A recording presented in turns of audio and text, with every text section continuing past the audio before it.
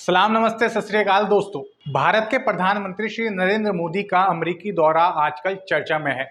बतौर प्रधानमंत्री श्री नरेंद्र मोदी 8 बार अमेरिका का दौरा कर चुके हैं, लेकिन ये पहली बार है कि उन्हें स्टेट विजिट पर अमेरिका में इनवाइट किया गया है।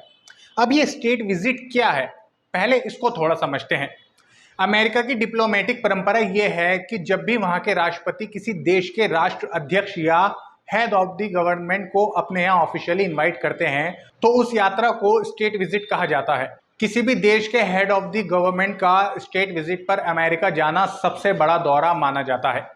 इससे पहले प्रधानमंत्री मनमोहन सिंह को सन 2009 के नवंबर में स्टेट विजिट के लिए इनवाइट किया गया था और सबसे पहले 1963 में भारत के राष्ट्रपति सर्वपल्ली राधाकृष्णन स्टेट विजिट पर अमेरिका गए थे। जो बाइडेन अमेरिका के तीसरे राष्ट्रपति हैं जो प्रधानमंत्री नरेंद्र मोदी का स्वागत करेंगे। इससे पहले 2014 में बराक ओबामा और उसके बाद 2017 में डोनाल्ड ट्रंप ने प्रधानमंत्री मोदी का स्वागत किया था। अमेरिका के 3 राष्ट्रपति द्वारा स्वागत किए जाने का गौरव प्रधानमंत्री नरेंद्र मोदी के अलावा भारत के केवल 2 और प्रधानमंत्रियों को हासिल हुआ है, एक जवाहरलाल नेहरू और दूसरी श्रीमती इंदिरा गांधी। अमेरिका के राष्ट्रपति अपने 4 साल के कार्यकाल में किसी भी देश के हेड ऑफ द गवर्नमेंट को सिर्फ एक बार ही स्टेट विजिट पर बुला सकते हैं। दोस्तों, ये तो थी कुछ तकनीकी जानकारियां। अब चलते हैं खबरों के अंदर की खबर की तरफ। दोस्तों, गोदी मीडिया की भरसक कोशिशों के बावजूद प्रधानमंत्री नरेंद्र मोदी का इस बार का अमेरिका दौरा विवादों से बच नहीं सका। प्रधानमंत्री के स्वागत में नाचते गाते भारतीयों को दिखाने वाले मेन स्ट्रीम मीडिया चैनल्स ने अमेरिका में नरेंद्र मोदी का विरोध करते हुए लोगों को नहीं दिखाया। दुनिया के सबसे पुराने लोकतंत्र की सड़कों पर दुनिया के सबसे बड़े लोकतंत्र के लोग जलता हुआ मणिपुर, माइनॉरिटी पर जुल्म, लोकतंत्र का दमन, बोलने की आज़ादी पर हमला के पोस्टर बैनर लिए विरोध जता रहे थे। गुजरात दंगों पर बनी BBC डॉक्यूमेंट्री सड़कों पर दिखाई जा रही थी और भक्तों को खुश करने के लिए गोदी मीडिया कतई गैर जरूरी खबरों को छिछोरे थंबनेल लगाकर दिखा रही थी। इन टाइटल्स को देखकर लग रहा है कि जैसे हम अपनी सुरक्षा और अर्थव्यवस्था के लिए अमेरिका के मोहताज हैं और प्रधानमंत्री मोदी अमेरिका ना गए होते तो पाकिस्तान हमारे मुकाबले कोई आर्थिक या सामरिक महाशक्ति था। जिस समय अमेरिका में मोदी जी का भव्य स्वागत किया जा रहा था, उसी समय अमेरिका के पूर्व राष्ट्रपति बराक ओबामा ने एक टीवी चैनल को इंटरव्यू देते हुए मोदी सरकार की भेदकारी नीतियों पर गंभीर सवाल उठाए। उन्होंने कहा कि अगर ये जारी रही तो भारत की अखंडता पर खतरा हो सकता है। जैसा कि हम सब जानते हैं कि प्रधानमंत्री मोदी के सभी विदेशी दौरों में ये बात खास तौर पर ध्यान रखी जाती है कि कहीं कोई पत्रकार उनसे कोई सवाल न पूछ पाए। अपने 9 साल के शासनकाल के दौरान प्रधानमंत्री मोदी ने एक भी प्रेस कॉन्फ्रेंस को संबोधित नहीं किया। इतनी सावधानी के बावजूद गोदी मीडिया मोदी और उनके भक्तों को जिस बात का डर था वो हो ही गया।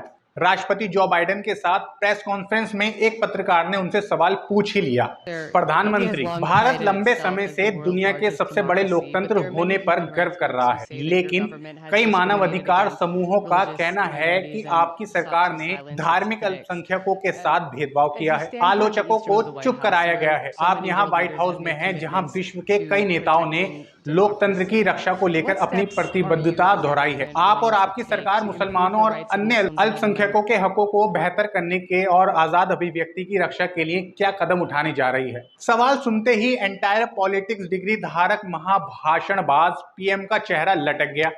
दोहरा मापदंड रखने वाले किसी भी नेता का चेहरा इस सवाल पर लटकना ही था। किसानों के दमन, मणिपुर हिंसा, उत्तरकाशी से मुसलमानों को भगाए जाने, पत्रकारों को जेल भेजे जाने, अडानी मामले पर मौन धारण करने, महिला पहलवानों के धरने को खत्म करने और कपड़ों से दंगाइयों को पहचानने वाले प्रधानमंत्री मोदी ने अपनी सरकार की नीति सबका साथ, सबका विकास, सबका विश्वास बताया।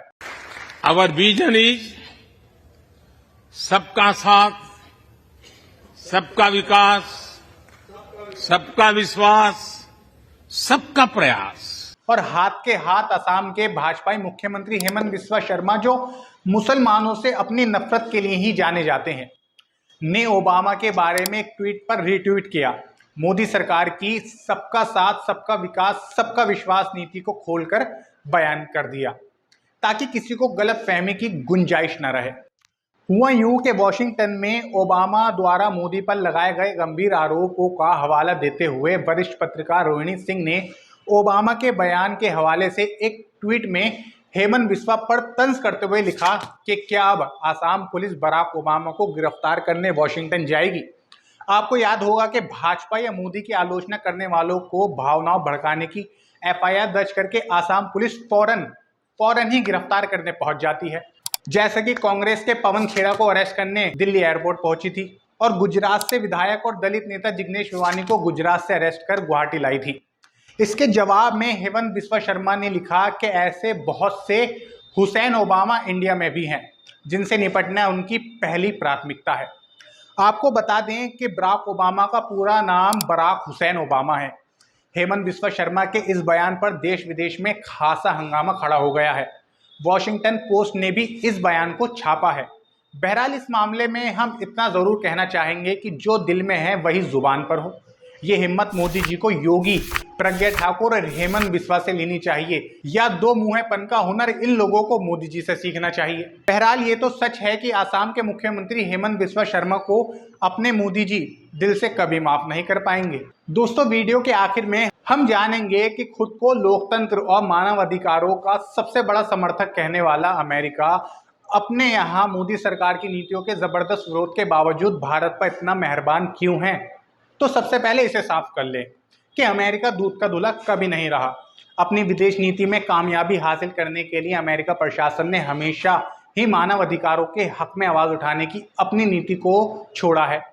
रूस को कमजोर करने के लिए तालिबान और पाकिस्तान का साथ देने वाली अमेरिका सरकार किस मुंह से खुद को ईमानदार कह सकती है। तब इसका फायदा उठाकर पाकिस्तान ने कश्मीर में बड़े पैमाने पर उग्रवाद फैलाकर भारत को तोड़ने की कोशिश की। सारी दुनिया हकीकत जानती थी, लेकिन अमेरिका ने हर बार पाकिस्तान को बचाने का काम किया। अब जबकि दक्षिण एशिया में चाइना की ताकत बढ़ती जा रही है और उसके रिश्ते रूस के साथ भी दोस्ताना हैं। पिछले 10 सालों में चीन के रिश्ते पाकिस्तान, अफगानिस्तान, ईरान और अरब देशों के साथ भी मजबूत हुए हैं। अमेरिका का पुराना दोस्त पाकिस्तान एक कमजोर राष्ट्र है, या यूं कहिए कि अपनी भारत दुश्मनी के चलते हर जायज नाजायज काम में अमेरिका की हाँ में हाँ मिलाने का अंजाम आज पाकिस्तान भुगत रहा है। अब अमेरिका को इस इलाके में एक मजबूत गुलाम चाहिए। हमें समझना होगा कि अमेरिका को हमारी जरूरत अपने हितों को पूरा करने के लिए है। ऐसे में हमें सतर्क रहने की जरूरत है। कहीं ऐसा ना हो कि सिर्फ मुस्लिम दुश्मनी के चलते हम अपने देश का भविष्य दांव पर लगा दें। हालांकि घर में गॉडसे का गुणगान और बाहर गांधी की महिमा का बखान करने वाले डुअल स्टैंडर्ड लोगों से देश के सम्मान की उम्मीद करना मूर्खों के स्वर्ग में रहने जैसा है। पूरी वीडियो देखने के लिए बहुत बहुत शुक्रिया। अगर आप नए हैं तो चैनल को सब्सक्राइब जरूर कीजिए।